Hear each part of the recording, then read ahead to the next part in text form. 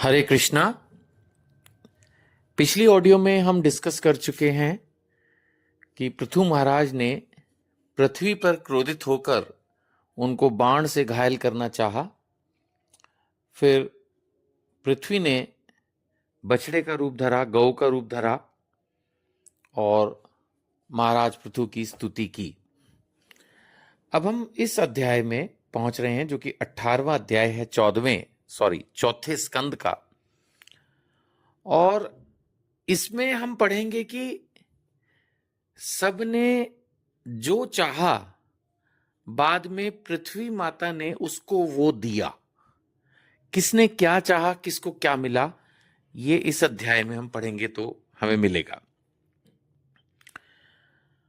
अब पृथु महाराज ने पूछा था, भाई तुमने अन्न औषधि ये सब छुपा ली हैं, क्या चक्कर है? तो पृथ्वी बोली, मैंने देखा कि मेरा अन्न यम नियम आदि व्रतों का पालन ना करने वाले दुराचारी लोग ही खाए जा रहे हैं।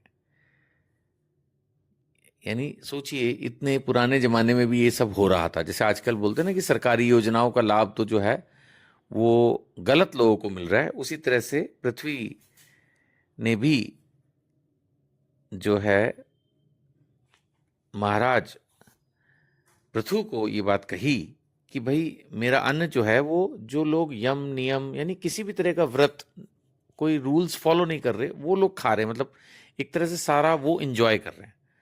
तो उनसे चोरी होने से बचाने के लिए या सही लोगों को नहीं मिल पा रहा और मैं कुछ कर नहीं पा रही, तो मैंने बेटर है कि उस योजना को ही बंद कर दिया, जैसे होता ना, उसी तरह से ये हो रहा था। वो बोली कि जितने राजा हैं उन्होंने भी मेरा आदर करना छोड़ दिया है। इवन जो राजा हैं, यहाँ राजा पृथु की बात नहीं हो रही, एक जनरल जो और पहले मल्टीपल किंग्स हुआ करते थे, तो उन राजा लोगों ने भी पृथ्वी की पूजा करना, केयर करना, वो बोल रहे हैं कि छोड़ दिया है। इसी से यज्ञ के लिए औषधियों को मैंने अपने में छिपा लिया है। उन्होंने कहा, यदि आप ये सब वापस चाहते हैं तो योग्य बछड़ा, दोहन पात्र और दूहने वाले की व्यवस्था कीजिए। मैं आपको दूध के रूप में सभी अभिष्ट वस्तुएं दे दूंगी। अब नेचुरली पृथ्वी तो गाय के रूप में थी।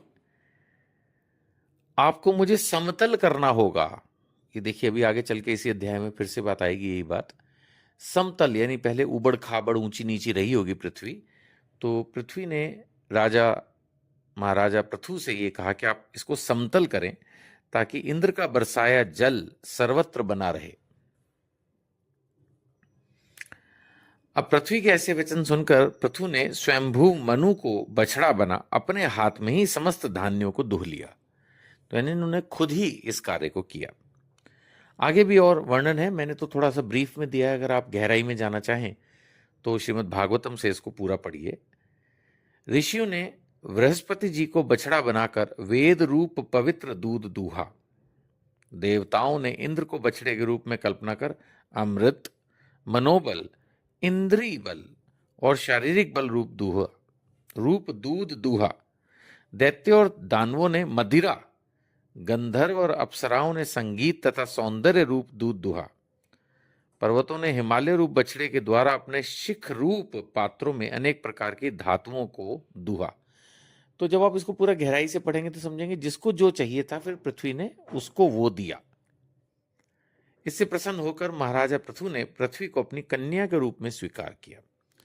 तो अब एक तरह से उन्होंने सारा क्रोध त्याग दिया और उनको कन्या के रूप में स्वीकार कर लिया। फिर पृथु महाराज ने धनुष की नोक से पर्वतों को फोड़कर इस सारे भूमंडल को प्राय समतल कर दिया।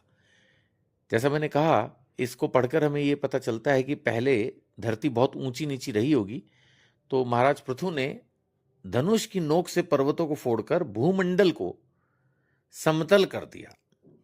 फिर पृथु महाराज ने गांव, कस्बे, नगर ये सब बसाए। तो ऐसा लिखा है कि इससे पहले ऐसे विभाग नहीं थे, लोग अपनी सुविधा अनुसार कहीं भी रहा करते थे। बट पृथु महाराज ने ये एक तरह से कंसेप्ट बनाया कि गांव होगा, शहर होगा, कस्बा होगा। तो ये उन्होंने धरती को समतल करके इस तरह से कैटेगराइजेशन किया है ना, छोटे लेवल पे गांव हो गया, फिर कस्बा हो गया और बड़ा अगर चलें तो नगर हो गया। तो ये पृथु महाराज ने एक तरह से सिस्टम शुरू किया। चलिए आगे बढ़ते रहेंगे। हरे कृष्ण।